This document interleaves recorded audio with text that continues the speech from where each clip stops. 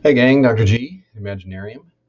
It's Sunday, so it's time for another Mysteries of the Psyche, where I'm going to go over some really cool, wild new research for you. Today we're talking about a study by Raman et al., a 2020 study, which explored the effects of perceived sleepiness on cognitive performance. So in this study, they took 16 people and they told them to keep a very close sleep wake diary for 3 weeks.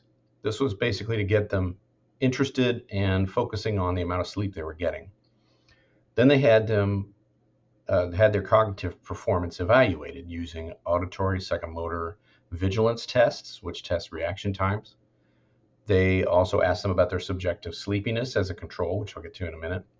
And then they had a waking EEG done to assess their delta waves, which is strongly associated with level of wakefulness and sleepiness during waking times. Then they were given 8 hours of sleep on the first night and 5 hours of sleep on the second night, and then randomized on whether or not they were told that they either got 8 hours or 5 hours using a manipulated clock. So in other words, when they woke up, they had to be told whether or not they got 8 hours or 5 hours of sleep. Or they could look at the clock that was manipulated to assess or manipulated to give them that outcome as well. Then here comes the fun part. They evaluated their cognitive performance. Those tests were repeated. So that would be the vigilance test, the psychomotor vigilance test, sleepiness scale, and a waking EEG. So here's the fun result from that.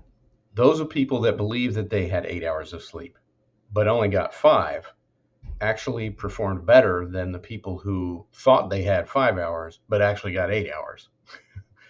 So, in other words, it seemed as though what they believed amount of time had passed was actually a lot more important than how much time had actually passed and how much sleep they actually got. The reaction times were up to 20 milliseconds worse, and the EEG actually showed lower delta activity in those people who believed they had gotten less sleep, regardless of how much sleep they actually got. As a control, subjective effort didn't have any effect on the outcome. Those people who assessed how hard they tried on these tests, nor did the effect of subjective sleepiness affect the outcome. Those people who said they were sleepy or said they were alert, the only thing that seemed to make any difference in the cognitive tests was how much sleep they believed that they got. So this is yet another example of how powerful the mind really is when it comes to affecting physiological barriers. It's yet another reason to reject the whole mind-body dualism idea that's been around for a long time.